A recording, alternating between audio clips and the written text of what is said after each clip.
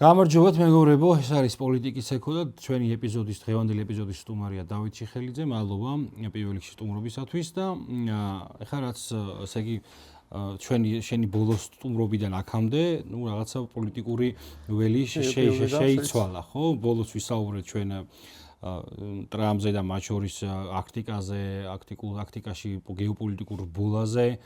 და ასე შემდეგ, ირანის თემები ხურდებოდა, თუმცა ესეთი მასშტაბური, ასე იგი, ამბავში აღმოჩნდით მას შემდეგ და რასაც უყურებთ, მოკლედ დღის მანძილზე რო ვცდილობ ხოლმე რომ დონალდ ტრამპის პოზიცია ამოვიცნო, დილით 2 საათში ამთავრებს ომს, შუადღეს რაღაცა 9 აპრილს აპირებს რომ სამშვიდობო ხელშეკრულება გამოაგდოს, მერე ჰორმუზის სრუტეს ტრამპის სრუტეს უწოდებს, მერე განაწყენებულია ნატოზე. მოკლედ ძალიან იცოლება რაღაცნაირად და მწყობრი მესიჯი შეერთებული შტატებიდან ჯერჯერობით ესე არ ჩანს, თუმცა ერთ-ერთი რაც არის რომ ისინი ცდილობენ რომ ისაუბრონ თავიანთ აუდიტორიაში და პროდასალურ ფრონტზე გაასაყვანონ რომ ეს ომი დღე-დღეზე დამთავრდება. თუმცა ჩვენ ხედავთ როგორ გაიქცა ენერგორესურსების ფასები, ხედავთ როგორი კრიზისში აღმოჩნდა გეოეკონომიკა ზოგადად. უკვე მომძლავრებულია ანტისემიტური განწყობების და ღიად არის ანტიისრაელური რიტორიკა ოფიციალურ დონეზე.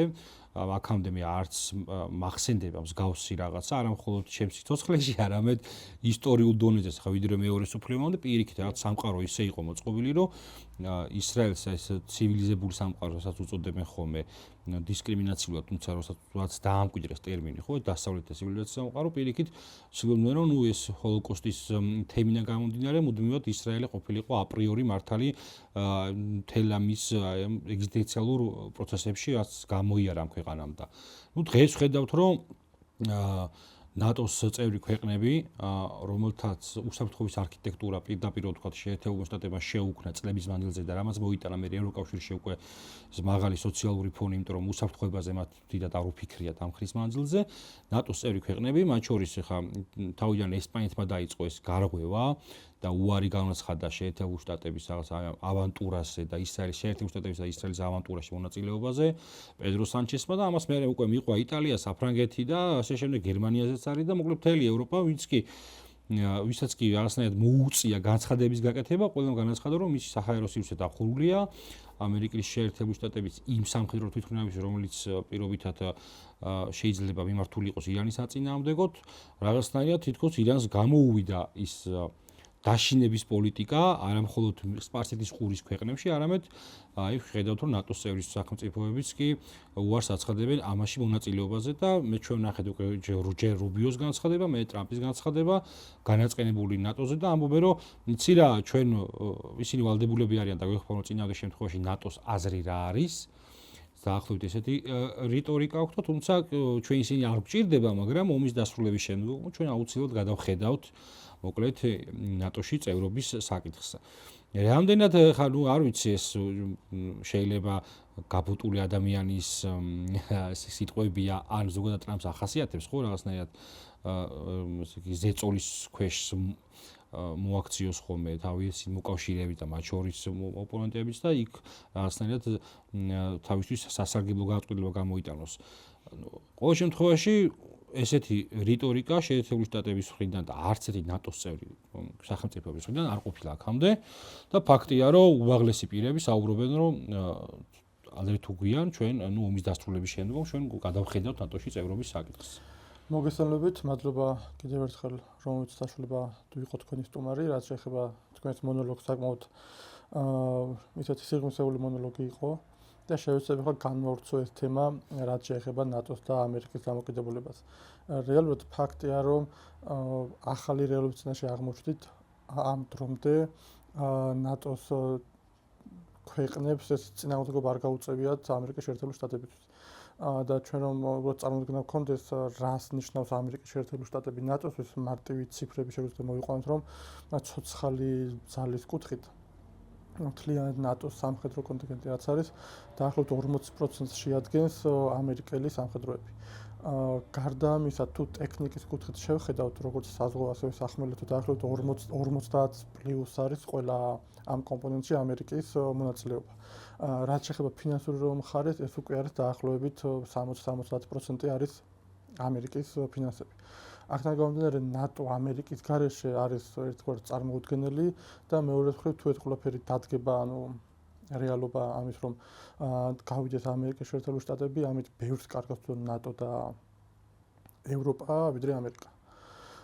და აქ ერთი საგულისხმო ფაქტია, რომ ნატოდან გასვლის ფაქტი ერთი არსებობს ისტორიის განმავლობაში. ეს არის 66 წელს დეგოლის მიერ საფრანგეთმა დატოვა სამხედრო ალიანსი, მაგრამ სამხედრო კი ნაწილობრივ დატოვა, ეს იყო სამხედრო, ის არ მონაწილეობდა სამხედრო ინტერვენციებში, მაგრამ პოლიტიკურ ნაწილში ის მონაწილეობდა და მათ შორის იგივე საიდუმლოში თანხმობრივი დოკუმენტები ასე შემდეგ ყველაფერზე ჰქონდა წვდომა საფრანგეთს. და შემდეგ სარკოზმა დააბრუნა სრულყოფილად საფრანგეთი. პრეცედენტი არსებობს და შესაძლებელია რომ ამჟამადაც ჩვენ ნახოთ რომ ამერიკამ დატოვოს ნაწილობრივ იგივე სამხედრო კუთხით ჩაიხსნას და დარჩეს პოლიტიკურ ნაწილში. აქ კიდევ ერთი არის მნიშვნელოვანი რომ ესე ტრამპა თქვა, აი მე ხვალ ვტოვებ ნატოს ასე არ ხდება, რადგან იქ არის გარკვეული პროცედურები და უნდა გააკეთოს მან განცხადება და 1 წლის შემდეგ შეუძლია დატოვოს ნატოს სამხედრო ალიანსი. რაც აიძულებს ევროპას პირველ რიგში რომ მან გაზარდოს სამხედრო ხარჯები და უკვე როგორც ტრამპი ხშირად ამბობს, თქვენ მიხედეთ თქვენ თავს, თქვენ დაიცავთ თქვენი თავი, ევროპა მართლა მიხედავს თავის თავს. რაც რა თქმა უნდა შეცვლის მნიშვნელოვნად მსოფლიო ბალანსს. და აქ უკვე ჩინეთი, იგივე რუსული ძალები გააქტიურდებიან, რადგან დღეს ჩვენ ხედავთ რომ რეალურად ნატო არის ტრამპს დავითანხმები რომ ქაღალდის ვებხვი და მას რაღაც ქმეითი ნაბიჯების გადადგმა არ შეუძლია არაკეთებს. რადგან იგივე უკრაინასთან დაკავშირებით იყო ბევრი მცდელობა რომ ჩართულიყო ნატო, ეხლაც არის და ჩვენ ხედავთ რომ ცალკეული ქვეყნები მონაწილეობენ, მაგრამ ეს სახელი რომ ნატო მონაწილეობს ეს არ არის და ჩდება კითხვა რეალურად რა ფუნქცია შეერჩა დღეს ნატოს ალიანსს, რადგან იქ მეხუთე პუნქტი შეეხება თავდაცვას და არა თავდასხმას. ამ შემთხვევაში ნატო შესაძლოა თქვას რომ ეს არ არის ჩემი ომი, რაც ამერიკა ხორციელებს, რადგან ამერიკა ხორციელებს სხვა ქვეყანაში შეჭრას და დაპყრობას, ხო რეალურად ეს არის. და არავინ დასხმია თავს ამერიკის შეერთებულ შტატებში და ჩვენ რეალურად ის არის ეს მეხუთე პუნქტი თუ დადგა მის საჭიროება იმოქმედებს თუ არა და ამუშავდება თუ არა რეალურად. თუმცა იქაც არის რომ ნებისმიერ ქვეყანას შეუძლია განაცხადოს რომ მე თვლი რომ არ ვარ ვალდებული ჩავება ამ ომში და თავი შეიკავოს, ეს არ არის ვალდებულება. აქედან გამომდინარე ჩემი პროგნოზია რომ ნატოს დაშლა ამ ეტაპზე ნაკლებად გამორიცხულებს შესაძლოა ამერიკის შეერთებული შტატებმა დატოვოს სამხედრო კომპონენტი და ჩვენ ვიხილავთ სრულიად განსხვავებულს და სახეცვლილ ალიანსს. ახლა მას ნატო ერქმევთ თუ სხვა რამ ეს გაურკვეველია, მაგრამ ალიანსი დარჩება რაღაც ფორმით და რაღაც სტრუქტურით და უბრალოდ სახეცვლილი ნატო იქნება. მეორე საკითხი უკვე თვითონ ევროპელი ლიდერების კაცრი პოზიცია, ასე ვთქვათ.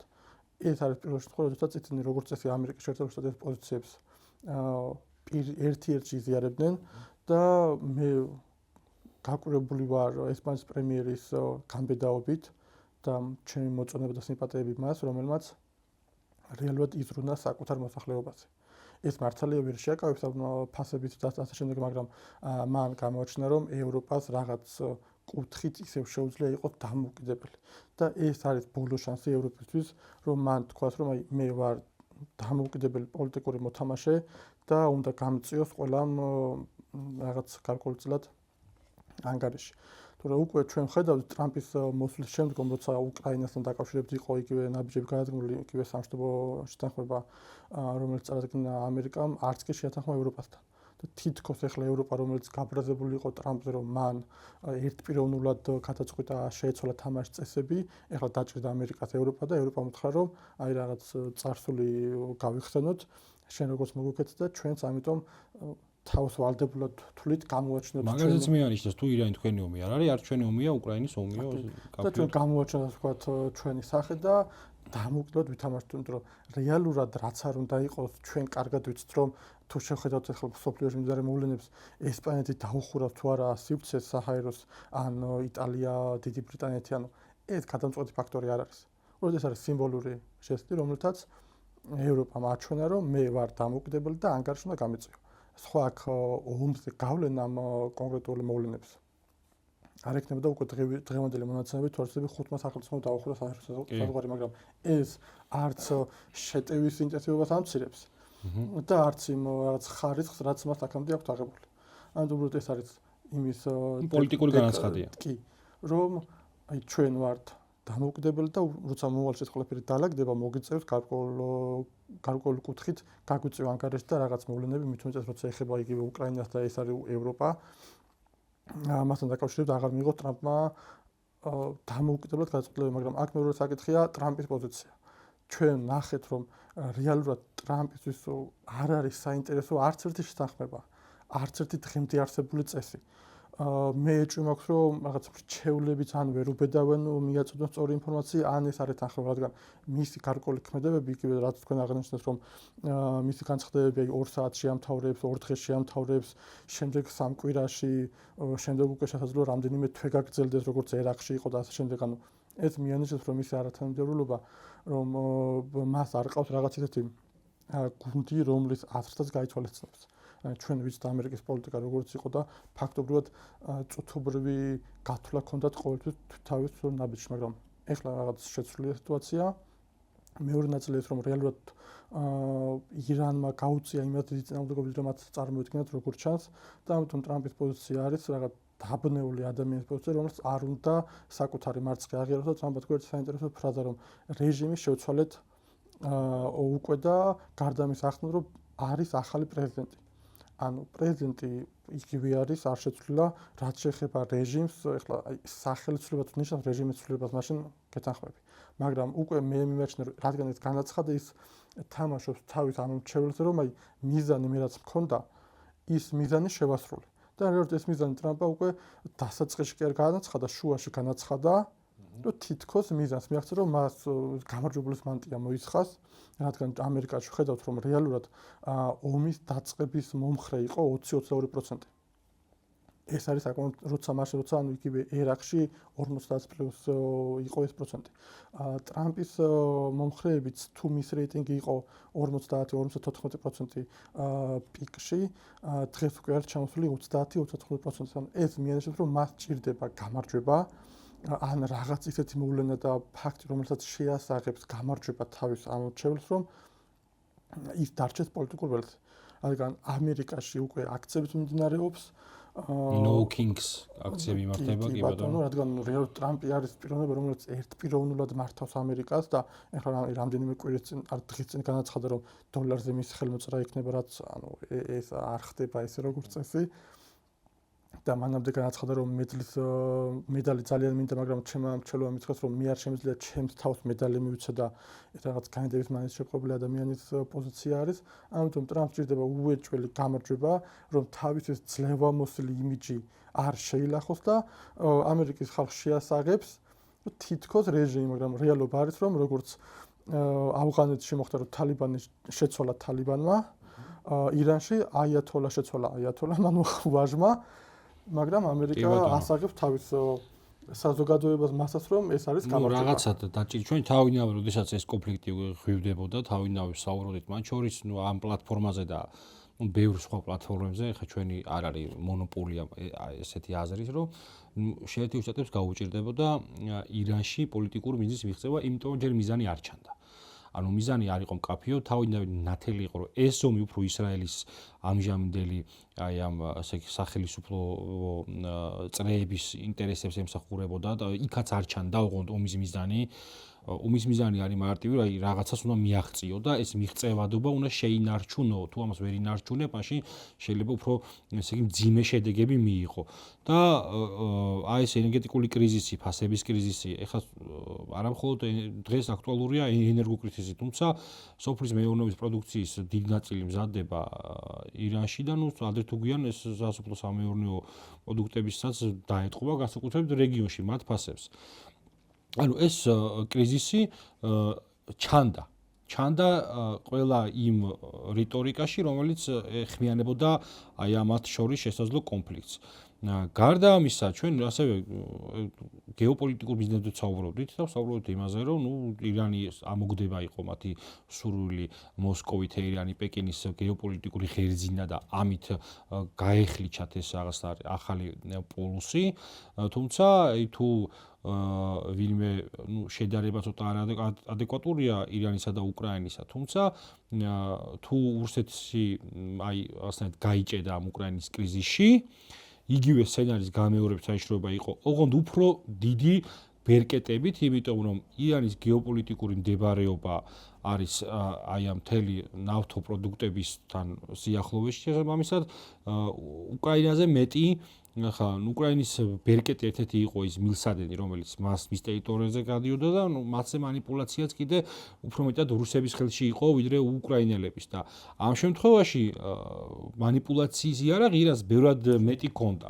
მძლავრი ბერკეტი და მათი ომის სტრატეგიაც თავიდანვე გამოჩნდა, რომ ეს იყო ენერგოკრიზისით მანიპულაცია, მე უკვე დასავლეთზე და თან რაც მთავარია მე დასაწყისში ვთქვი, რომ გაზრდილია ეს ანტისემიტური განწყობები, ანტიისრაელური განწყობები, არა მხოლოდ ხან ეთნიკურ დონეზე კი, არამედ პოლიტიკის დონეზე რა.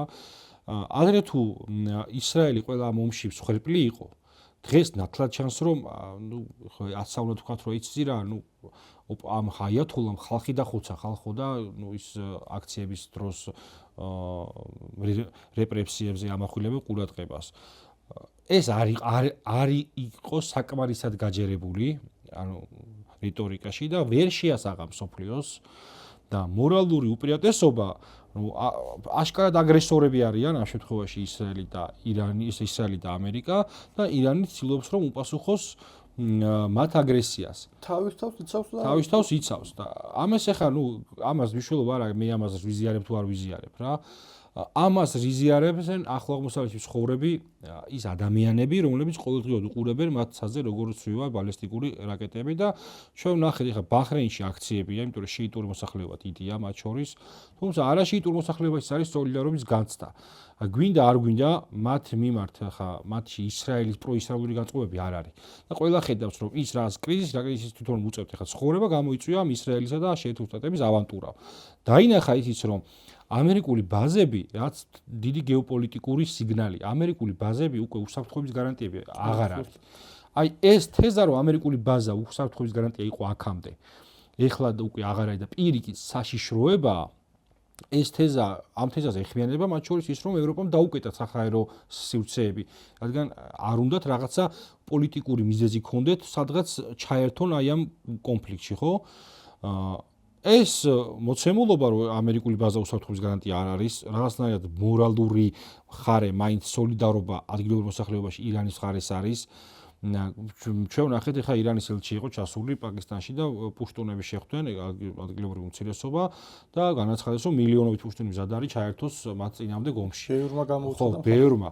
და ეს აქციები სოლიდარობის მომენტი რაღაცნაირად ახლო აღმოსავლეთის ცივილიზაციას აერთიანებს ანტი-ისრაელური განწყობით და ამ კონტექსტში ირანი უპირატესობას კი რა თქმა უნდა უფრო დაზიანდა მისი ინფრასტრუქტურა, დაზიანდა მოსახლეობა, ბევრი რაღაცა, თუმცა ომის მიზანი როგორც თავიდანვე არ ჩანდა, ასევე შესაბამისად არ ჩანს მისი აი გამარჯვება, რაც უნდა ეცადოს ახლა ტრამპა რომ იცი რა მე უკვე მივაღწი ამას. ხო ამას შეიძლება თავის რაღაცა ტეხასის შტატის რაღაც ქალაქში ვიღაც მოსახლეობას ეს ვიღაც სადღაც დააჯეროს, მაგრამ გლობალურ დონეზე ამას გამარჯვება ვეღარ გაყიდის, იმდენად მასშტაბური გახდა თუნდაც ენერგო კრიზისიდან გამოწვეული შედეგები და თუნდაც აი ამ ომის უსაფრთხოების აღქმა.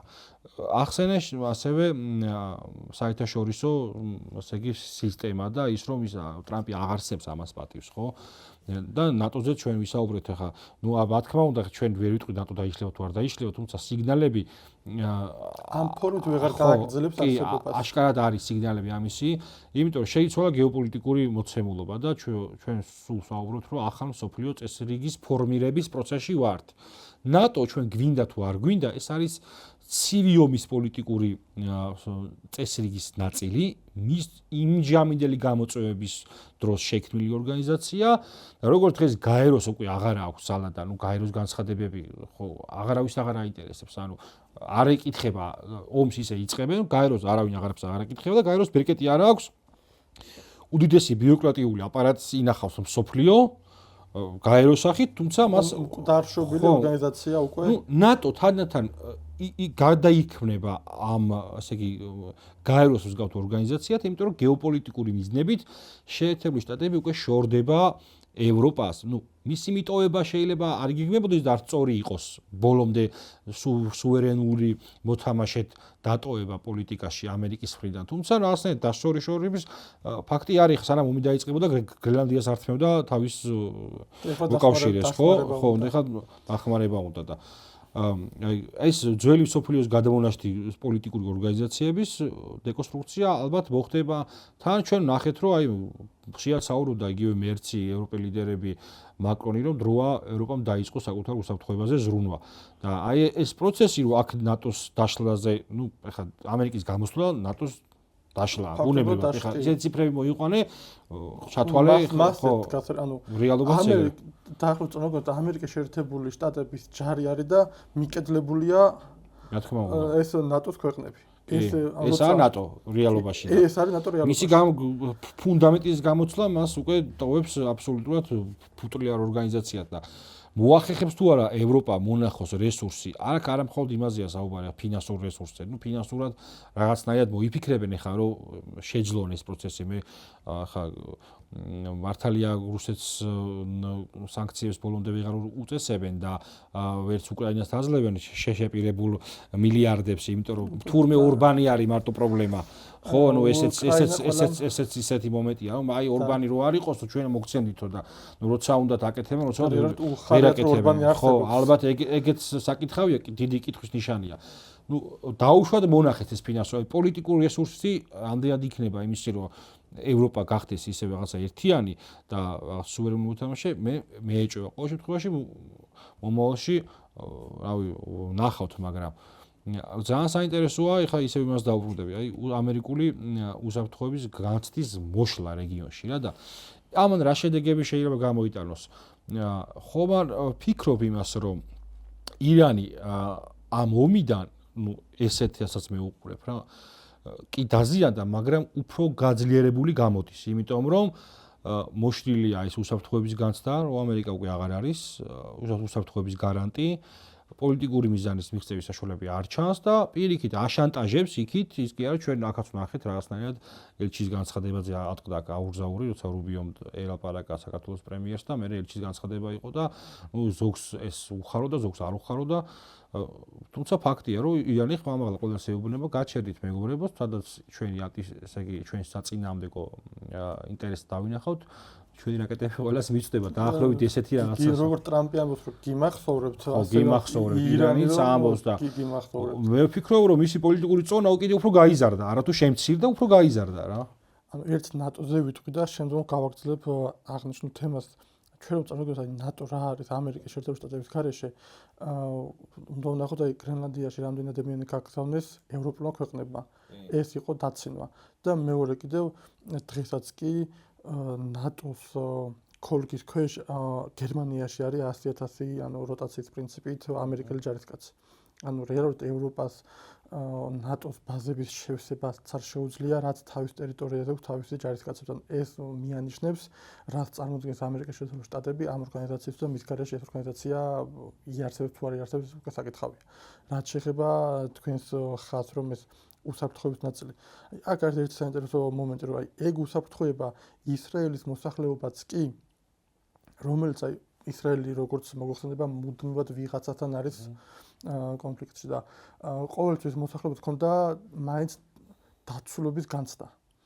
და დღეს ეგ მოიშალა თვითონ ისრაელში ან ლოკალურად მინდა შევეხო რომ ისრაელის მოსახლეობაში არის პროტესტი თუ მაგალითად აი ომის მომხრე იყო საწყის ეტაპზე დაახლოებით 85%, დღეს არის 65%. აქციები იმართება თუ კი, აქციები იმართება თან უკვე აი წინა პერიოდში როცა ომი დაიწყო დაახლოებით ერთი კვირის შემდგომ გამოკითხვაში ომის მომხრე იყო, ანუ ომის გაგრძელების მომხრე იყო 93%.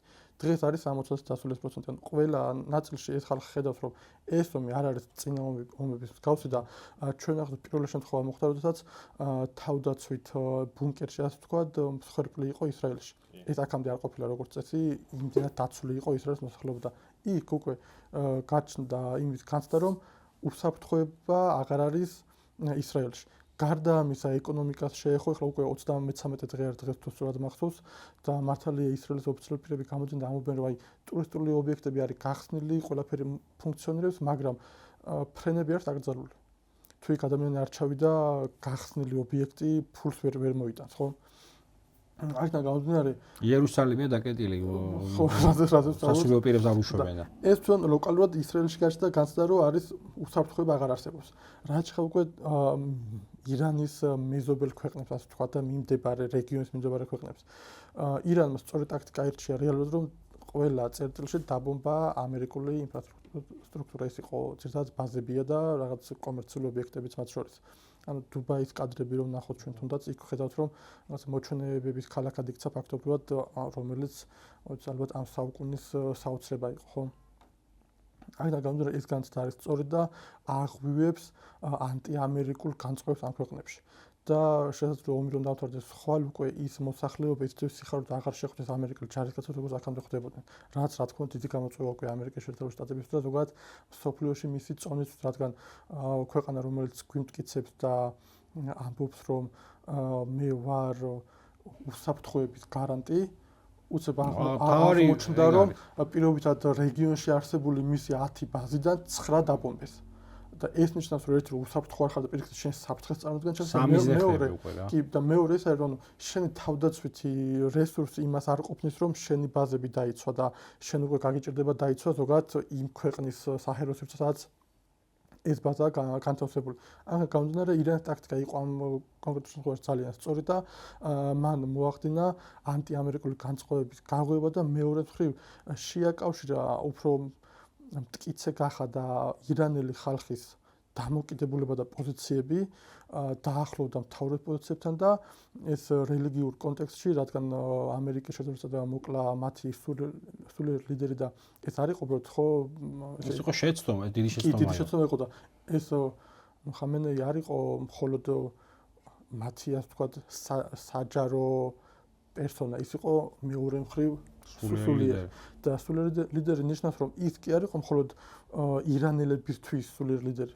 ყველა შეიტისთვის ეს არის დაახლოებით 9 მილიარდი ადამიანი, ანუ 400 მილიონიდან ზემოთ ადამიანები, რომლებიც თანახმარია რომ მათი სული ლიდერის გამო რაღაც თუნდაც ნახეთ ხუშიტები უსი ჩაერთვენ და ბომბავენ სამხრეთ ლიბანოს და მეორე შემთხვევა ის იყო რომ ამერიკამ ისრაელმა დაბომბა რეალურად სამოქალაქო ობიექტები და იქ რომელიმე ადამიანს მშობელმა თუნდაც თავი აიფეთქოს სადმე და ეს გადაიზარდოს სხვა ტიპის ომში ან დაზღვეული არავინ არ არის. ეს ცალკე პრობლემა არის. და ამ ომში გამოიკვეთა ერთი საინტერესო მომენტი, რომ ყველა ყურადღება მიმყრობელი არის ირანისკენ. და ამ დროს რა ხდება ლიბანში? ანუ რეალურად ლიბანში განახორციელა ინტერვენცია, სამხედრო ანექსია და ისრაელმა განაცხადა, რომ აი ბუფეროს ზონას შექმნი 30 კილომეტრი მინიმუმ უნდა შევიდე ლიბანის ტერიტორიაზე და როცა ომი დამთავრდება, მე უნდა გავაკონტროლო ის. ან ეს არის კლასიკური გაგებით არის ოკუპაცია. და დღევანდელი მოცემულობით უკვე მინიმუმ 1500 კაცი არის დაღუპული და მილიონ ადამიანზე მეტი არის იძულებით გადაადგილებული. და ეს არ არის შემთხვევით ეს არ ხდება ესე მოულოდნელად და დაუგეგმავად გააკეთებს გავსი მასშტაბის სამხედრო ოპერაცია, რადგან ეს იგივე ლოჯისტიკური კუთხით, ფინანსური კუთხით ასე შემდეგ არ არის მარტივი, შენ ჩაატარო ორი ერთი შეხევით ერთმანეთისგან დამოუკიდებელი სამხედრო ოპერაცია. ჩემი პირადი პოზიცია რომ როდესაც რა თქმა უნდა იცოდნენ რომ ირანს რაღაც პერიოდის განმავლობაში უეჭველი დაარტყამდნენ და ისრაელს ჰქონდა გეგმა ბეც რომ მოდი ბარემ რადგან ირანს დავარტყამთ, ლიბანშიც შევიდეთ და იქ ჩვენი კონტროლი გავაძლევთ და ყველამ კარგად ვიცით რომ როდესაც ისრაელი რაიმე ტერიტორიას იკავებს, იქიდან მისი გამოსვლა ფაქტობრივად შეუძლებელია. და დღეს რატომღაც ამაზე თანამედროვე საზოგადოება დუმს, არავის არ ახსოვს, არ და ეხლა ჩემთვის და ალბათ ნებისმიერი ნორმალური ადამიანისთვის ისეთი მტკივნეულია ირანელი ბავშვის სიკვდილი, ისრაელელი ბავშვის სიკვდილი, როგორც ლიბანელი ბავშვის სიკვდილი. აქ არ განვასხვავებ მე არც ერთს. ლიბანზე მიმოთ ყველაზე ნაკლებია. ყურადღება ნაკლებია და ისრაელი რასაც უნდა მას აკეთებს, ახლა კადრები იყო რამდენიმე დღის უკან, როდესაც ლიბანში ერთ-ერთი საცხოვრებელი კორპუსს ბომბი დაეცა და ისრაელის ჯარებმა სასწრაფოს მანქანა არ გაატარეს და იქ ხმაც ისმის ამ სასწრაფოს ეკნით, რომ იქ ბავშვები იღუპებიან, გაგვიშვით და არ გაუშვეს. იქ დაიღუპა რამდენიმე ბავშვი ადამიანი, ეხლა არავინ არის, რამდენი გადარჩებოდა, მაგრამ ფაქტია, რომ იქამდე მივიდა ისრაელი, რომ უკვე სასწრაფო დახურვის მანქანაც კი არ გაატარა. და ამაზე, როდესაც მსოფლიო თვალს ხუჭავს, ეს ცუდი ნიშანია აშკარად და არის რაღაცები, რისი ან გამართლება შეუძლებელია. და აქ ერთი მომენტია, რომ ისრაელში არის 2026 წელს არჩევნები. ამის შესახებ სამწუხაროდ ბევრი არ საუბრობს და ნეთანიაჰუს პროცენტული მაჩვენებელი დღევანდელი მდგომარეობით არის მაქსიმუმ 40% აიღოს ამ არჩევნებში. თან დღე ისეთი მყიფეა სიტუაცია, რომ დღევანდელი მოცემულობა არაფერს არ ნიშნავს. შესაძლოა ისე შეიცვალოს ყველაფერი, რომ მის რეიტინგი საკმაოდ დავიჯეს დაბლა. ამიტომ მას სჭირდება აუცილებელი გამარჯვება, რომ შემდგომ არჩევნებში ან კოალიციის სახით მოვიდეს პრემიერი იყოს, ან უმრავლესობა როგორც მინიმუმ ისეთი მდგომარეობა რომ არჩევნები საერთოდ არ ჩატარდეს. ეგეც არ არის გამორიცხული. არ არის გამორიცხული. ამიტომ უბრალოდ აქ ლიბანის თემაც საკმაოდ მისთვის მომგებიანია. შესაძლოა ირანში რაღაც დათმობაზე წავიდნენ, შეწყვიტონ, მაგრამ უკვე ის არის, რომ აი ლიბანში ჰეზბოლა განეტრალებულია, იქ 30 კილომეტრს ანუ ლიბანის ტერიტორიაზე ჩვენ ვაკონტროლებთ, საფრთხე აღარ არის და ეს თავის მოსახლეობას შეასაღოს დიდ გამარჯვებად. მაშინ როცა დღევანდელი მოცემულობით იქ ჩვენ ხედავთ, რომ აქციები იმართება ჩვეულებრივ, მათ შორის პოლიცია მათ აკავებს და ეს კადრებიც რომ ყველა ომში თავის შვილს სიხარულით უშვებს, ეგრეც არ არის ფლაც სიტუაცია და ებრაელ მამასაც ისევე უყვარს თავისი შვილი, როგორც სხვა ეროვნების წარმომადგენელს და არავის არ სურს ომი, რომელიც თქვენ როგორც აღნიშნეთ, პერსპექტივაც არ ჩანს, ან რა უნდათ, რომ ვიცოდნენ აი ამ მიზანს მივაღწევთ და გამარჯვებად რა უნდა ჩაითვალოს, იმიტომ რომ არც ხდება. აქ უკვე ის თემა მნიშვნელოვანი, რომ რეალურად მათ ვერ გათვალეს ირანის პოტენციალი რა იყო. და სამწუხაროდ ტრამპის გათვლა იყო ესეთი, რომ რადგან აქციები იმართებოდა რამდენიმე თვის უკან. ტრამპის გათვლა იყო ასეთი, რომ იქ არის ოპოზიციურად განწყობილი მოსახლეობის დიდი ნაწილი და მე როგორც კი 1-2 რაკეტას ჩავაგდებ, ეს ირანელი ხალხი დიდი სიხარულით შეგვეგებება, მაგრამ შეუძლებელია მომიკლა ძმა, მომიკლა მშობელი, მომიკლა შვილი და მე შენ ხო სიხარული. კი, და ხელებ გაშლილ ჩაგეხუტვი, ეს არის შეუძლებელი და როგორც წესი ჩვენ ახლა რო გავალ პარალელი 2008 წელს საქართველოში ომმა რა გააკეთა, ის გააკეთა რომ სააკაშვილის წინააღმდეგ მე მახსოვს ოპოზიცია რომელიც თქვა რომ სანამ ომი იქნება ჩვენ ვდებთ ჩვენს პირად რაღაც ამბიციებს გვერდს და ვიჭერთ სააკაშვილის ხარეს და სახელმწიფოს ხარეს ვიჭერთ. ხო და ომი ზოგადად ამ აერთიანებს თუნდაც ქვეყანას იცავ და არ გადადიღარ შეტევას. და ირანში მოხდა ზუსტად ეს. ჩვენ ხედავთ რომ თეირანში მაგალითად რაც არის სამთავრობო შენობები, მთელი ღამის განმავლობაში მოსახლეობის ჯაჭვი არის, ანუ ათასობით მოქალაქე არის, რომ იქ დაბომბვა არ მოხდეს და მშვიდობიანი მოქალაქე არ გარდაეცვა. ხა ის იზოლებით გამოდიან თუ არ გამოდიან კადრებში რაც ჩანს, ეს ადამიანები დიდი სიხარულს ანიჭებთ ის, რომ თავის ქვეყანას იცავენ და რაღაც ეროვნული განცდა უღებდებათ და ეს იყო დიდი შეცდომა, რომ ტრამპს ეგონა მას ხალხი ესე და გარდა ამისა იქ ბევრი ამ ეგონათ ასევე რომ ეთნიკურ უმცირესობას ომში ჩართავდნენ და პეშმერგაზე იყო საუბარი გასამხედროებულ ქურთულ ორგანიზაციაზე, თუმცა პეშმერგამ უარი განაცხადა, იმიტომ რომ აქ ბევრი საფრთხე ჰქონდა, ხა იქ უკვე თურქეთსაც არ აწყობდა, ირანსაც არ აწყობდა და ასე შემდეგ. თანაც რაც არის ეთნიკური უმცირესობების კუთხით, ფაქტობრივად 80, ანუ რაღაც ნაწილად თქვა უარი და ნეიტრალიტეტი შეინარჩუნა და 80-90% ირანის ხარეს იჭერს რეალურად. იმიტომ რომ დიდი კულტურული გაიქცა, ანუ აიათოლაც იყო აი მიტოთხიში შეცდომა იყო. აიათოლა კარგად თქვი, ირანელების ლიდერი არ იყო, ეს იყო ამ შეიტური აი მინი ცივილიზაციის სულიერი ლიდერი. და ეს თან სოფლიოს მოსახლეობის დიდი ნაწილი ეს და შეიტების თემას გულისხმობ და ამიტომ გათვლა რომ შენ მას ლიდერს მოუკლავ, რომელიც 77 წლიდან არ 79 წლიდან იყო ლიდერი თითქმის ნახევარი საუკუნე, ხო? შეუძლებელი რომ მას გავლენები არ ქონოდა და მისი ანუ განეიტრალება თან ის რა იყო, ხო? პირდაპირ შემთხვევითობით კი არ მოხდა სადღაც თან ცუდად მოლაპარაკების პერიოდში და აი ახლა შვილიშვილიც შვილი სიძე და ასე შემდეგ, ხო? მოლაპარაკების პერიოდში განხორციელება მოლაპარაკების თემას დაუბრუნდეთ რა. მოლაპარაკების პერსპექტივას არ ჩანს, იმიტომ რომ მოლაპარაკებას ვაწარმოებდი და ამ დროს სულიერი ლიდერი სახლში მუხანათურად, ესე ვთქვათ, როგორც ირანელები წერენ, რაც ჩვენც რუსეთი ერთ, ანუ ყველა შთანხმება რომ დაარღვია ჩვენთან მიმართებით და არაფერ არ შეასრულა. ზუსტად ამერიკა არის ირანისთვის რუსეთი, რომელმაც 10-დან 10 შემთხვევაში მოატყუა და არ შეასრულა შეთანხმება. იგივე აი ამ ესე იგი ანტი ბირთვული შეთანხმება, რომელიც აქამდე არსებობდა და ესე იგი დამკვირვებლებს შეეძლოთ შესულიყვნენ ირანის ტერიტორიაზე და ეს ურანის გამდიდრების საწარმოები მოინახულებინა, სადაც მიმდინარეობდა ეს პროცესები. 2000 ტრამპის პირველი პრეზიდენტობის ვადაში 18 წელს მე მგონი თუ სწორად მახსოვს, გამოვიდა შეერთებული შტატები ამ შეთანხმებიდან იმ მიზეზით, რომ აი არ უშვებსო რა ირანი ჩვენს სანაპირო მიწას. როდესაც დაშკვნები არსებობს, რომ შევიდნენ. ანუ რეალობაში ხა როგორც ნეთანიაჰუ იძახოდა თერმის ცხოვრების მანძილზე, რომ ირანის ატომური იარაღის ორ კვირაში, ერთ წელში და 2 წელში 98 წლიდან ეს საუბარი მისგან გვესმის. ისევე იყო შეერთებული შტატები საუბრობდა იმას, რომ აი არასრულებს შეთანხმების პირობას. არა და დაშკვნები იწერებოდა, რომ ასრულებს. შესაბამისად, ანუ მზადება იმის აი ამ ომის მზადება იდეოლოგიური სამზადისი დაწყებულია 20 წლის წინ და მაქამდე ეხლა როდესაც აიეთოლა მოვიდა, პირველ აიეთოლაზე მაქვს საუბარი 79 წელს მიუქციეს ჯერ კიდევ მაშინ მათი მომხრე სადამ ჰუსეინი და ირანის ომი დაიწყეს, რომ აი ამ რეჟიმის წინამდე ყოფილიყო პროცესის ბრძოლა. ეხლა როცა საუბრობს, რომ იცი რა მთავარია რეჟიმი შეიცვალოს ტრამპი.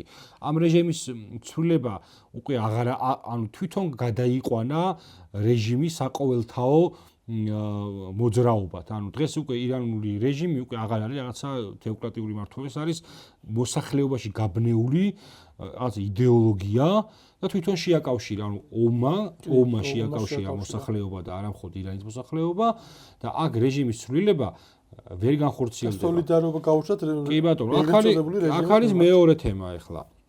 ნუ ტრამპი დაუშვათ ეს ხარჯები ისე გავიდა, რომ რაღაცნაირად შეეცადა, რომ აი მე გავრიგდი თან ამ მესიჯებსაც უშვებს, რომ აი ჩვენ არ ვიცით ვის ელაპარაკება, იმიტომ რომ ირანული ხარ იძახის, რომ ჩვენ არ ველაპარაკებითო, მაგრამ ნუ დაუშვათ ესე თავისთავი დააჯერა და რაღაცნაირად შეეცადა, რომ იცი კიდე უფრო შესვლა ეს გამოიწვევს პრობლემებს. მიუხედავად ამისა, მონაცემები იწერება, რომ იზრდება კონტინგენტი, რომელიც გადასროლილია სამხედრო ანუ პერსონალზე მაქვს საუბარი, გადასროლილია სპარსეთის ყურეში. მიუხედავად ამისა, და უფრო იქ შეიძლება სრუტე გაანთავისუფლოს, კი არა, უფრო სწორად შეაბიჭროს ირანული პოზიციები, რაღაც კუნძულების აღებაზეა საუბარი. და ნუ ამ პროცესიდან რაღაცნაირად მე გაიწყოს გამოსვლა. თუ დაუშვათ სტატება ხნა ისე რომ იცი რა მივახციე ჩემს მიზანს, ოღონდ რა იყო კაცშუმა არ ვიცით. და გამოვიდა. პროცესში იკითხებენ ხოლმე როგორც ეს ამერიკელი მიზანს. დატოვა რეგიონი. იქ მე როგორ გაგრძელდება ცხოვრება, იგივე საუდის არაბეთის, ყატარის, საამიროების, ბაჰრეინის, აი ამ პროამერიკული არაბული სამყაროსი და ირანის ურთიერთობის ეს კიდევ ძალიან რთული ესეთი ამბავი იქნება. დიდი პრობლემაა რეალურად. კი, და რეგიონს დიდ პრობლემის წინაშე დააყენებს რა. ამერიკა გავა, მეზობლები რჩებიან და რთულია ისაუბრო რაღაც ისევ თუნდაც შეთანხმებები დადვანასრენ, როცა 2 დღის და 1 კვირის უკან ერთმანეთს ბომბებს ესროდიან, ძალიან რთული არის და აქ საქმე იმაშია, რომ რეალურად რა ვიყოთ უკრაინის კონფლიქტი, ხო? მან რაც იყო თემა რეალურად ეს შედეგები ანუ არ შეეხო მთელ მსოფლიოს და დღევანდელი მოცემულობა არის, რომ ამერიკის ავანტიურა რაც იყო და ისრაელის შეეხო აბსოლუტურად ყველა ადამიანს ამ მსოფლიოში 8 მილიარდზე მეტ ადამიანს. ეს არის პრობლემა ნავთობი. და ნავთობი უკვე ევროპაში არის კატასტროფულად მომატებული. ჰოლანდიაში ხოთაში რაღაც ბენზინგასაცურებლები არსებობს, आज უკვე ამოიწურა ფიზიკურად და არ არის ნავთობი, არ იყიდება საწვავი. ამერიკაშიც ფასები ასტრალში გავიდა და ძვირდება პროდუქცია. ტრამპმა კითხა რამდენიმე დღის უკან რომ სამაგეროთ ამერიკელებს არ აღელვს, რომ ეს ნავთობის ფასი მოიმატა, მთავარია მათ აქვთ უსაფრთხოების განცდა. და მერწმუნე უსაფრთხოების განცდა, როდესაც ელემენტარული საკვების ფული უკვე პრობლემა შეიძლება გახდეს, რადგან ტურისტების რაოდენობა ყველა ქვეყანაში დაიკლებს. რომ გუშინ უკვე განაცხადეს ცნობილმა კომპანიებმა, რომ რადგან გაორმაგდა ავიაციის საწვავი, თვითმფრინავების საწვავი, ის მათ გადაწყვეტეს შეამცირონ ფრენების რაოდენობა და გადაარდნონ ფასები. ტურისტული კუთხით ეს რა თქმა უნდა დაარტყავს ყველა ქვეყანას ფაქტობრივად. მეორე მხრივ ანუ ამერიკის ხარჯი რაც არის ომში მილიარდობით დოლარი ფაქტობრივად ყოველდღიურად ეს იმას ნიშნავს რომ მას უნდა მოაკლოს ეს ფული თავის სოციალურ პროგრამებს რაც ამერიკაში და დღეს ამერიკაში სოციალურ კუთხით უამრავი პრობლემა არსებობს და მის საგარეოვალი კიდევ შესაძლოა რომ გაიზარდოს და ერთადერთი ამ მოცემულობაში ჩინეთი ინარჩუნებს საკმაოდ და რუსეთს მათ შორის გონივრულად იქცევა კი ნავთობის ფასები მათაც შეეხოთ, მაგრამ რუსეთს ეს არ აინტერესებს და მოგება ნახა ამ ომში სერიოზული მოგება ნახა, რომ გაიწელება კიდევ უფრო მეტ მოგებას ნახავს. ჩინეთმა ამიტომ გადაწყვიტა რომ რაღაც სუბსიდირება მოახდინოს და დიდად არ აისახოს ეს მოსახლეობაზე და ამომიდან რეალურად გამოვა ის რომ ამერიკა თუნდაც სახმელეთო ოპერაცია დაიწყოს მან, ანუ უბრალოდ არ აქვს. სახმელეთო კიდევ უფრო მეტ სულ შედეგებს მოიტანს. ერთ შედეგი და მეორე ის არის რომ ამერიკას თუ მის ისტორიას გადავხედავთ, აი ორი მაგალითი რომ ავიღოთ, იგივე ვიეტნამი და ავღანეთი, ანუ არ არის თლაც ძლიერი სახმელეთო ოპერაციებში და ფაქტობრივად ანუ ჯოხებიან ადამიანებთან აქვს ომი წაგებული. და მით უმეტეს ირანში რომელზეც იგივე რელიეფის გათვალისწინებით, მისი ფართობის გათვალისწინებით, მისი სამხედრო პოტენციალის გათვალისწინებით, იქ სახმელეთო ოპერაციის ჩატარება და იქ გამარჯვება თითქმის შეუძლებელია. და ეს აბსოლუტურად ჩაითრევს ამერიკას 20-30 წლიან ამ ჭაობში და გააღატაკებს მის ეკონომიკას. ამიტომ ტრამპის ცუდ მდგომარეობაში ტრამპი თუ ის შევა სახმელეთო კუთხით გადაწყვეტს შესვლას ფინანსური ხარჯი იზრდება და ამავდროულად იზრდება ამერიკაში უკმაყოფილო მოსახლეობის რაოდენობა, რომელიც შესაძლოა უბრალოდ ყელში ამოვიდეს ეს ყველაფერი და თუ გამოვიდა ერთ კვირით უკან 9 მილიონი უკვე გამოვიდეს 2-ჯერ 9 და ანუ 3-ჯერ 9 მილიონი. თვითონაც არჩევნები აქვს შვალედური ნოემბერში ამ წლის და იქ გაისახება ბევრი რამე. კი, ყველაფერი როცა საარჩევნო წელი მით უმეტეს თითოეული ნაბიჯი აისახება ამორჩეულის ხმას. კი ბატონო. და ესეც სერიოზული პრობლემა შეიძლება იყოს და რაც ყველაზე ცუდი სცენარია ჩემს შესაძლოა ამერიკა უბრალოდ თქვას რომ აი ამ საქმიდან არაფერი არ გამოვა მე მივიდიო ცნობილი ის ფრაზა თქვენ ერთმანეთში გაარკვევთ და ამ შემთხვევაში ისრაელი იქნება აი ძალიან ცუდ მდგომარეობაში სამეზობლოში იმიტომ რომ რაც თქვენ არის შეეხან ირანის პოზიციები დღეს არის საკმაოდ გაძლიერებული იმიტომ რომ მან აჩვენა რომ შენ თუ მესვრი ერთ რაკეტას მე გესვრი 10-ს. გარდა ამისა, რამდენიმე დღის უკან მან შენ თუ გიჯდება 400 მილიონი, მე ვიჯდება 25000 დოლარი. და რამდენიმე დღის უკან მან გაისრულ რაკეტა, რომელიც თვალსაზრისით 2000 კილომეტრზე მართლა ვერ მიაღწია, მიზანს ჩამოაგდეს, მაგრამ ამან მესიჯი გააგზავნა, რომ მე შემიძლია მოვკვდე ყველგან. და ტრამპი 4000 კილომეტრს. 4000 და ტრამპი გამოთქვა, რომ ჩვენ არ ვიცოდით თუ ამათ ეს რაკეტები ქონდათ. ანუ როცა ომს იწყებ, მინიმუმ და შეისწავლო მტრის პოტენციალი რა არის და ამით უბრალოდ ეს სიგნალი იყო რომ კი ეს ჩამოაგდე და მე არც მინდა შესაძლოა განადგურება რაღაც ბაზის უბრალოდ ეს საჩვენებელი გასვლა იყო რომ ევროპის ნებისმიერი დედაქალაქის და საკუთარ შორს მანძილზე არსებული სამიზნეების განადგურებაც შემიძლია. კი და მაგიტომაც იყო მე ევროპული დემარში. ამან უკვე კი ბატონო ეს რას ნიშნავს?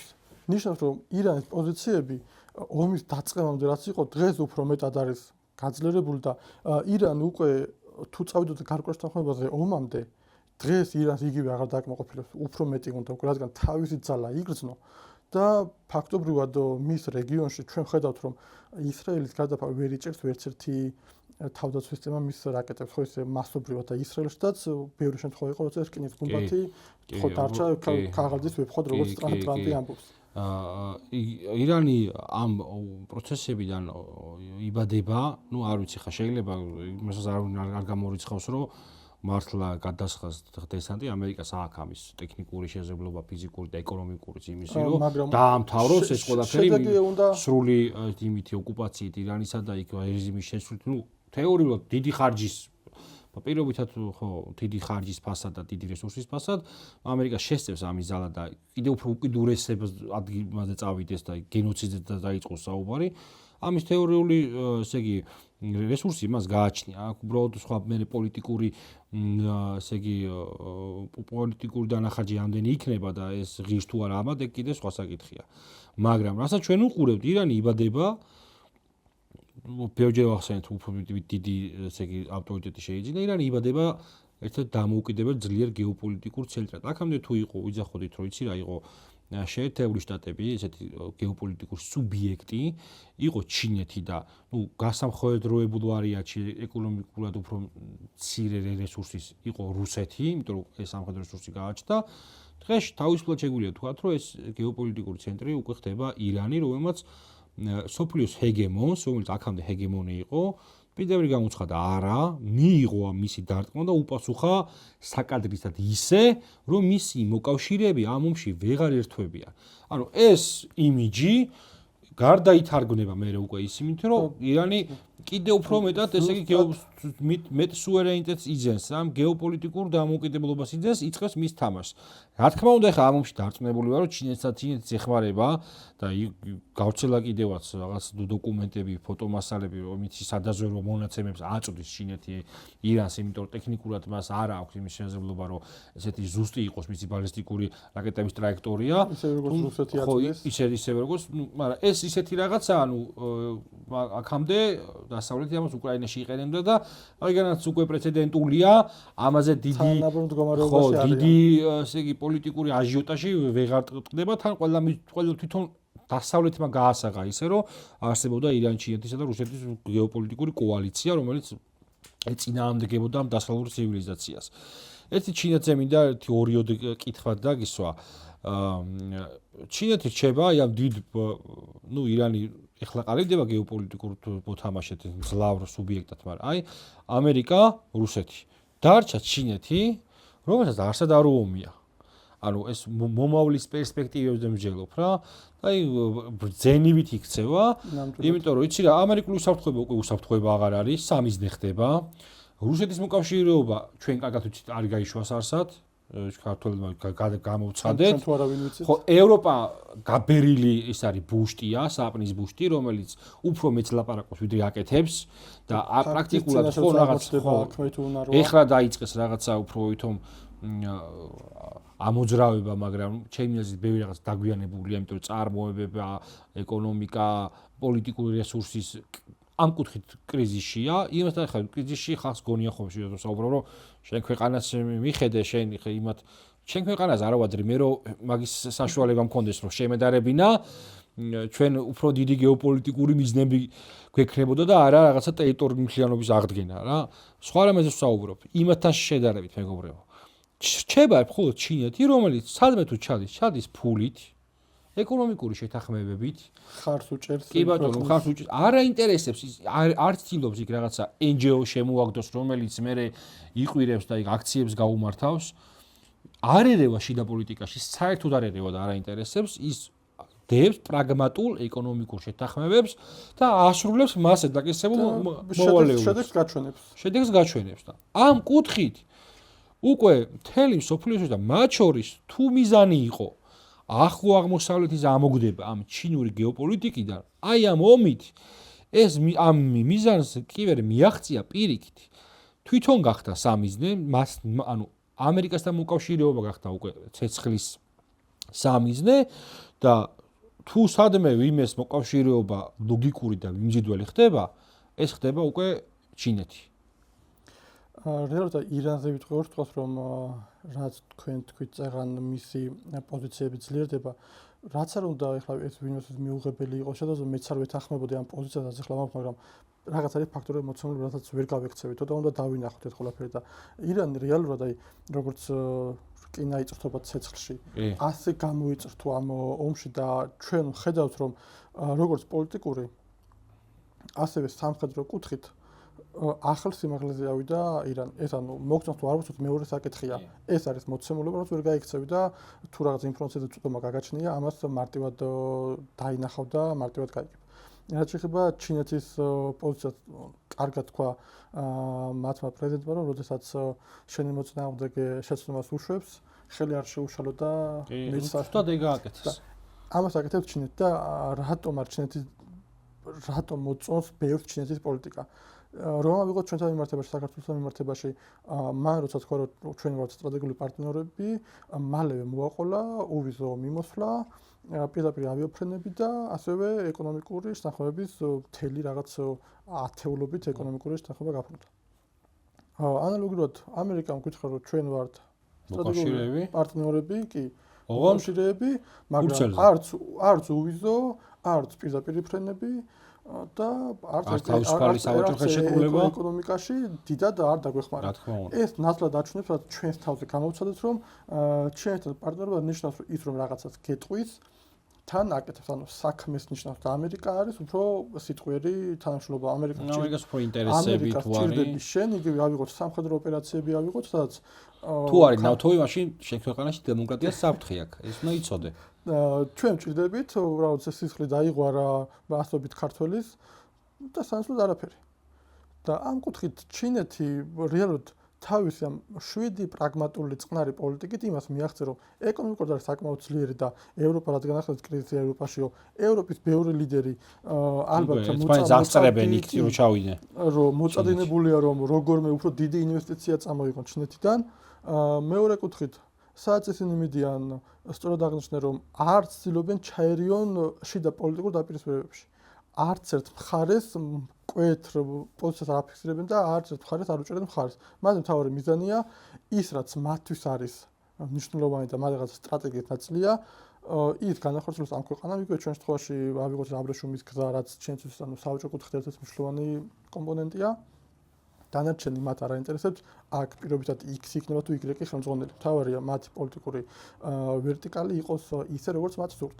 და ეს უკვე ჩვენ ომამდეც ვნახეთ, რომ იქ იყო ჩასული ბრიტანეთის პრემიერ-მინისტრი, კანადის პრემიერ-მინისტრი, საფრანგეთის პრეზიდენტი, უბრალოდ ომად ცოტა რაღაც შეაფერხა ეს ვიზიტები, მაგრამ ეს კიდევ გაგრძელდება და ადრეც ჩავიდა 2 და 3 ადამიანი, ეხლა უკვე რიგი დაუდგებათ, რომლებიც მათ მართლა შეეხვეწებიან, რომ იცით რა, ჩვენ თანახმა ვართ, ჩინური ინვესტიციები იყოს ჩვენს ქვეყანაში და თქვენთან, ანუ აქამდე რომ რაღაც ბუა იყავით ჩვენთვის, ჩვენ მივხვდით, რომ თქვენ ყოფილიყავთ ღირსეული პარტნიორები და მოდი ანუ გააძლიერებს რა გეოპოლიტიკურად შეეთიშება. ტრამპა რეალურად ამერიკა თვითონვე დაასუსტა.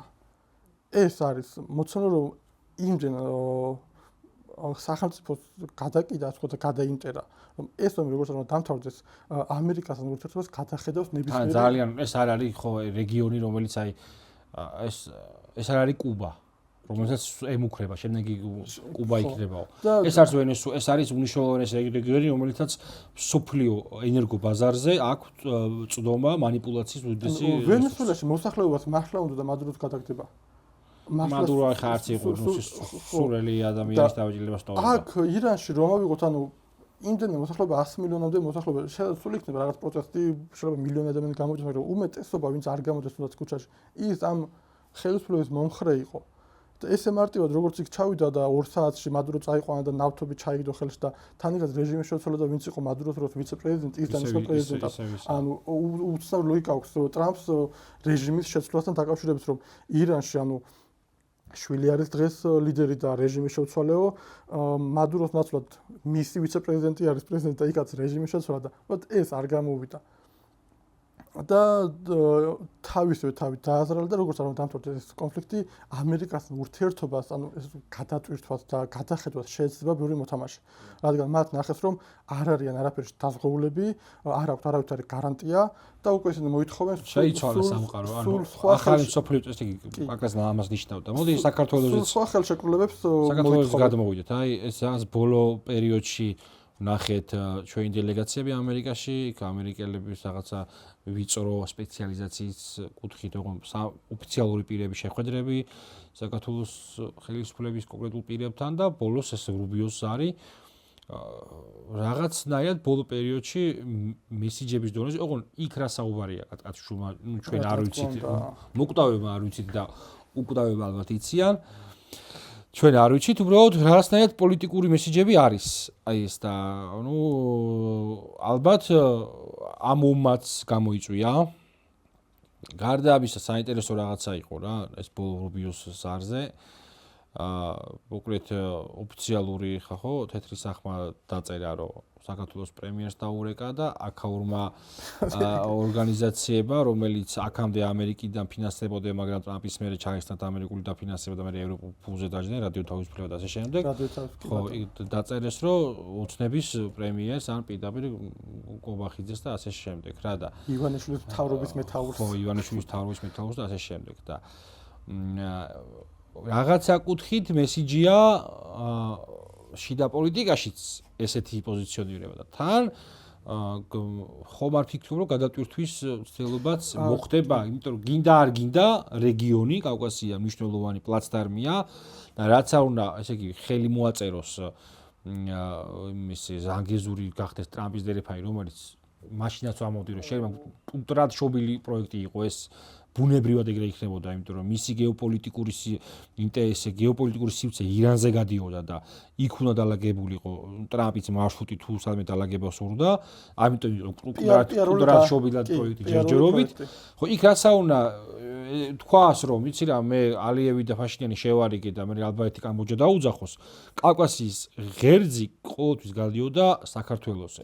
ნუ ეს არის ჩვენი შეიძლება ეკონომიკურად დღეს ყველაზე ძლიერი აზერბაიჯანი სამხედრო ინდუსტრიით მათ შორის, მაგრამ გეოპოლიტიკური ღერძი მაინც ჩვენზე გადის და ეხლა ამ ომიდან ლოგიკურია რომ აქ რაღაცები დასალაგებელი ექნებოდა. კი ბატონო და ტრამპზე იმას ვთქვი რომ შეარიგა ალიევი და ფაშინიანი, მაგრამ შემდგომ ის მეორე ბიჭიო ალიევი და მეორე ბიჭი სახელი არ იცოდა რეალურად.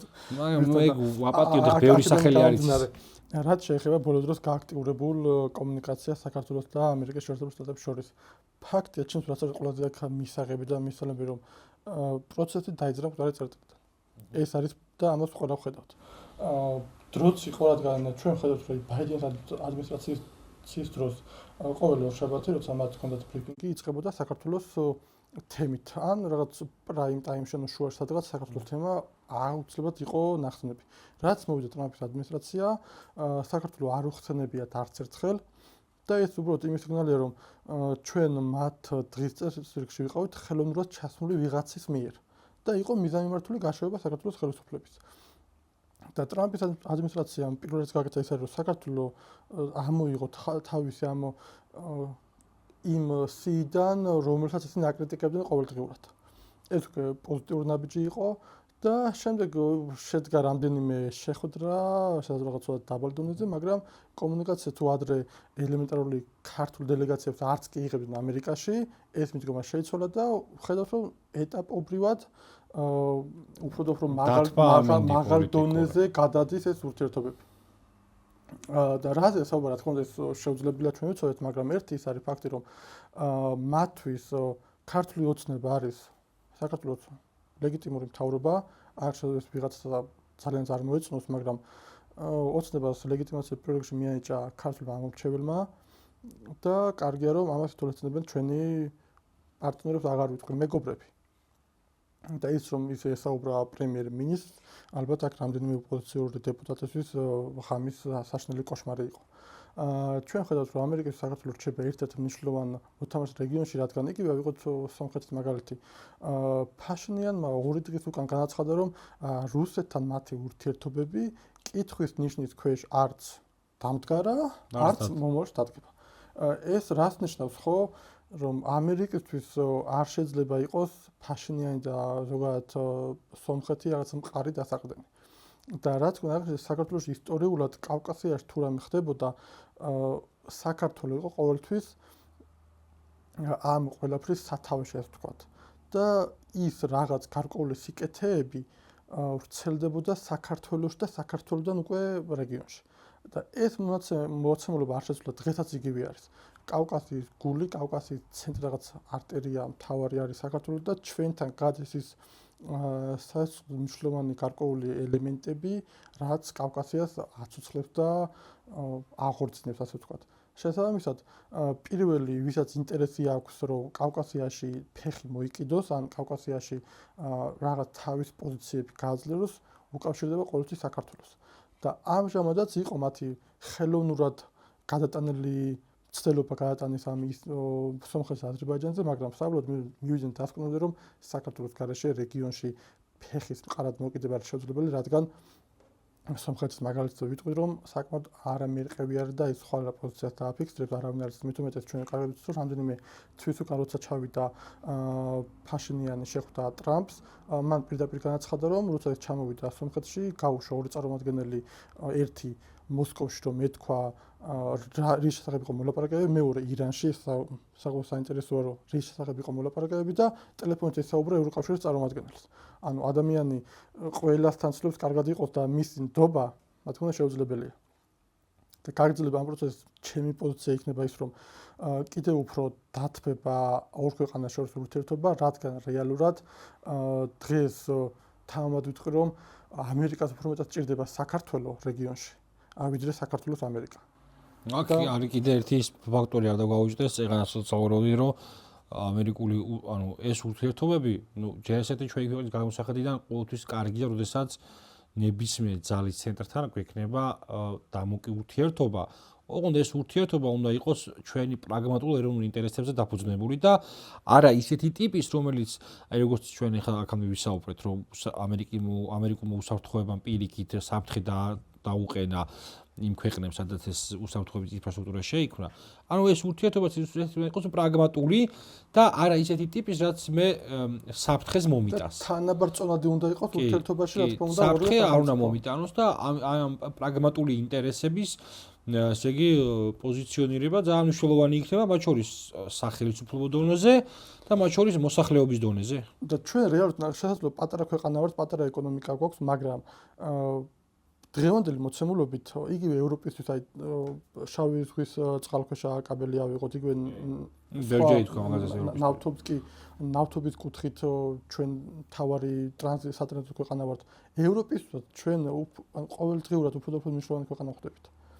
ეს არ არის მცირე ამბავი და აქედან გამომდინარე, რა თქმა უნდა, ამერიკას აქვს თავისი ინტერესი, რომ ჩვენთან კარგი დამოკიდებულება მის პოზიციებს ბევრ რამეში აძლიერებს. და იგივე რეგიონში ხო აძლევს და მათ შორის ევროპასთან კომუნიკაცია შესაძლოა ჩვენ გამოყენებული ვიქნათ რაღაც კუთხით მისთვის. და აქედან გამომდინარე, თავი როგორც აქ არის საქართველოს როგორც აქამდე მოიტანეს ყველაფერი და განახორციელა პრაგმატული და ეროვნული ინტერესებზე დაფუძნებული პოლიტიკა, ასევე გააგრძელოს და როდესაც რაღაც იმ კონდიციამდე მივა მოლაპარაკებები, უკვე კონკრეტული ნაბიჯები უნდა გადაადგას, ორივე მხრიდან რაღაც მოხდეს შეთანხმება, ბოლომდე გაატაროთ თავის ინტერესს, რადგან დღეს ჩვენ ამის საშუალება გვაქვს და ჩვენი მდებარეობა და ის მოცემული, რაც მსოფლიოში დღეს შეიქმნა, გვაძლევს საშუალებას, რომ რაღაცებით ჩვენ ვივაჭროთ, ანუ ვაჭრობა არ არის ცუდი. ვაჭრობა არის იმის საშუალება, რომ შენი ინტერესები მაქსიმალურად იქნას დაცული და იმ შეთანხმებაში თუ ხელშეკრულებაში რაც იქნება მაქსიმალურად გაცვლისწინებული იქნას საქართველოს ინტერესები, რომელიც აისახება ხვალ უკვე მოსახლეობაზე, ჩვენს ეკონომიკურ წინსვლაზე და მშვიდობის პოლიტიკაზე, რა თქმა უნდა. იცი ხატონა თქვი, ამით რო დავამთავროთ, იდეალური იქნება და მადლობა რა მოკლედ სტუმრობისათვის და მე იმედი მაქვს, რომ ესეთი ტიპის საუბრები ჩვენ ახლა ერთმანეთს ხო არ უყვებით, ანუ ჩვენ ერთმანეთს ველაპარაკებით, რა თქმა უნდა, მაგრამ აუდიტორიას ძალიან მნიშვნელოვანია, რომ იმის გამო, რომ ჩვენ რაღაცა შინაგანი მიკერძოებული განწყობები გვაქვს ირანის, ისრაელის, ამერიკის, რუსეთის, ჩინეთის ან ვიღაცის მიმართ, ამას არ უნდა გადააყოლო შენი ქვეყნის ბედი, შენს მიკერძოებულ განწყობებს. შენ ვისაც გინდა იმას უშემატკივრე. მაგრამ შენი ქვეყნის ინტერესებიდან უნდა ამოხვიდე და აი ამ თავის ქვეყნის ინტერესებისგან ამოსვლა უნდა ვისწავლოთ რა არის და მაგისთვის ჩვენი ქვეყნის ინტერესი უნდა გავიგოთ რა არის. ოღონდ გავიგოთ არა ესე ჭუბებით, არამედ აი ამ მრავალმხრივი საუბრებით და ჩაფიქრებით იმითი, რომ გასაგებია, რომ ჩვენ შეიძლება არ ვიყოთ საუკეთესო ოქროს ხანაში ჩვენი ისტორიისა, მაგრამ ერთ ოპოზიციელ ფრაზას თუ გავიმეორებთ, მე მართლა მეამაყება და ბედნიერია იმით, რომ ჩემი ქვეყნის თავზე ბომბები არ ცვივა. და ეს რო არ ცვივა, ღმერთს მაქრას რომ დიდხანს გაგრძელდეს ეს პროცესი, მაგრამ რეგიონს რო უყურებთ, აფეთქების ზღვარზეა, ხო? ომი მარტო აქ არ არის ჩვენს რეგიონში. აი მარტო კავკასიის ვიწრო ყელზე არ არის ომი და გამოვიყენოთ იმისათვის ეს შვიდობიანობის პერიოდი, რომ ისეთი ტიპის საზოგადოებად ჩამოყალიბდეთ, რომელსაც მართლა შეუძლია თავის თავზე იზრუნოს და აკონტროლოს მოკლედ ეროვნული ინტერესის გატარება მათ შორის პოლიტიკაში. ვისურვოთ რომ ჩამოყალიბდეს ეგეთი საზოგადოება. კი ბატონო. მადლობა კიდევ ერთხელ მოწვევისთვის.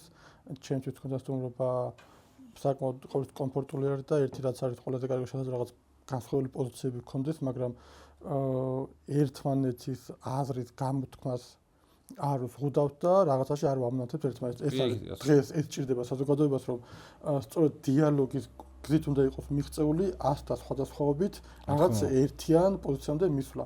ეს ჩხუბი და ყვირილი სამწუხაროდ უშედეგოა. არა კი უშედეგოა და უფრო გვაზია. კი აღრმევს ამ კონფლიქტს.